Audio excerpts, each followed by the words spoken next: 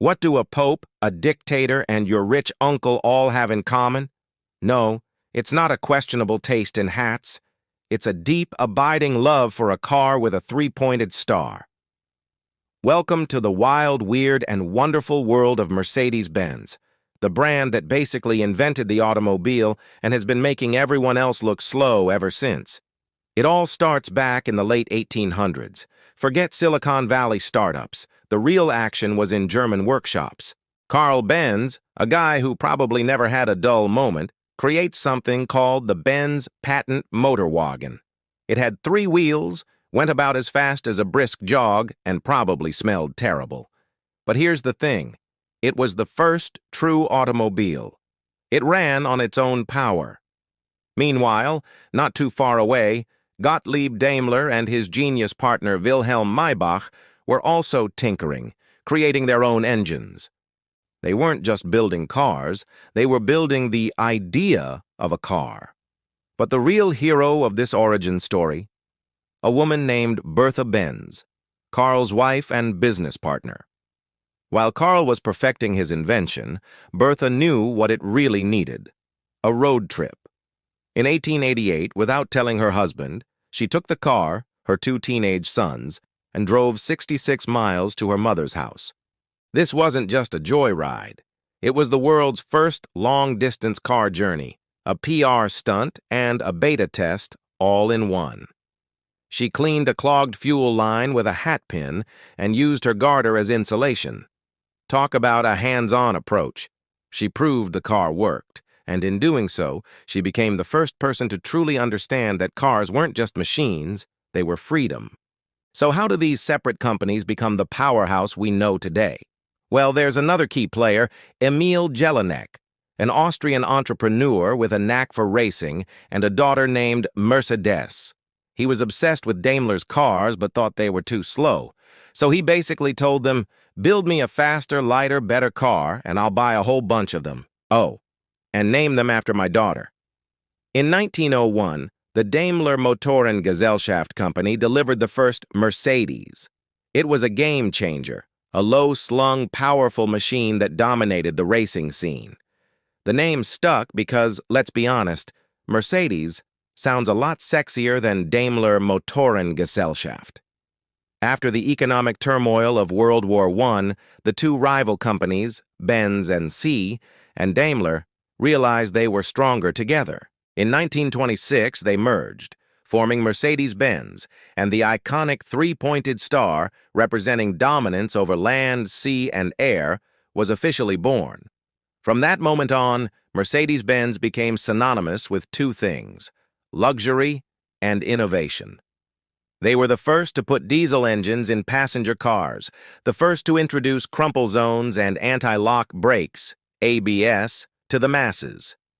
Things we take for granted today? Chances are, Mercedes did it first.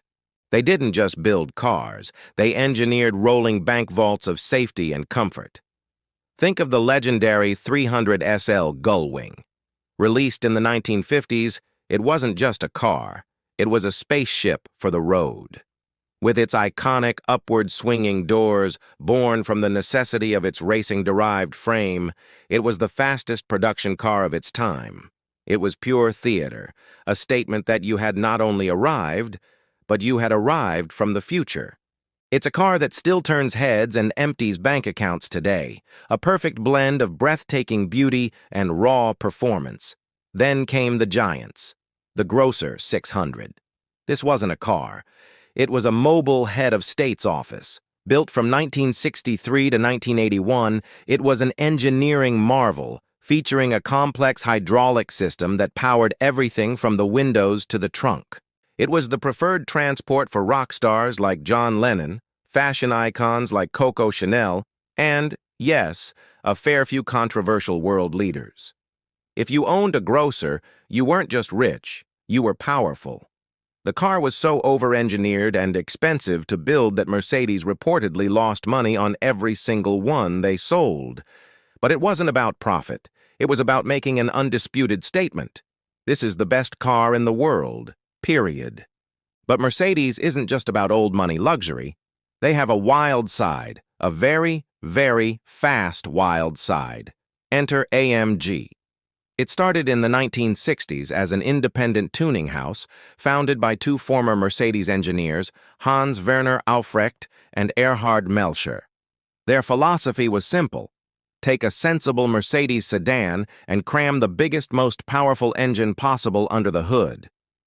Their breakthrough was the Red Pig, a modified 300 SEL that, against all odds, won its class at the 24 Hours of Spa race. It was a monster, a bright red luxury barge that humiliated purpose-built race cars. It was ridiculous, and it was brilliant. Today, AMG is the in-house performance division, turning elegant cruisers into snarling, tire-shredding beasts.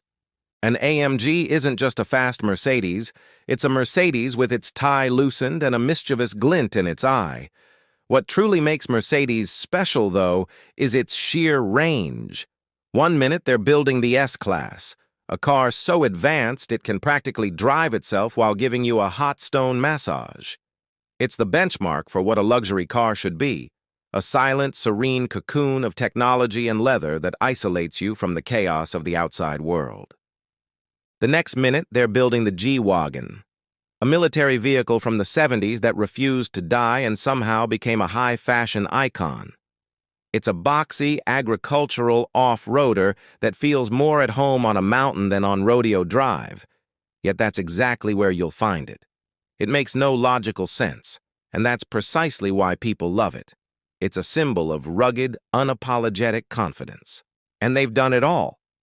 From championship-winning Formula One cars that showcase the pinnacle of automotive technology, pushing the boundaries of speed and efficiency, to humble taxis that reliably cross millions of miles in cities all over the globe.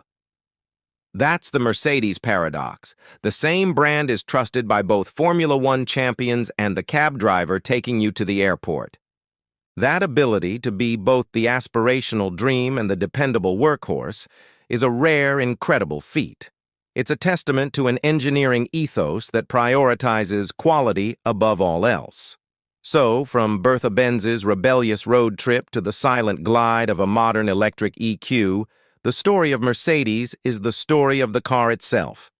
It's a tale of relentless innovation, audacious design, and an unwavering belief that the best is yet to come. It's a brand that has carried popes, powered champions, and fulfilled countless dreams. It's more than just a car. It's a piece of history you can drive, a moving monument to over a century of ambition, proving that if you want to know where the automobile is going, you just need to look at what's wearing the three-pointed star. Because chances are, they're already there, waiting for the rest of the world to catch up.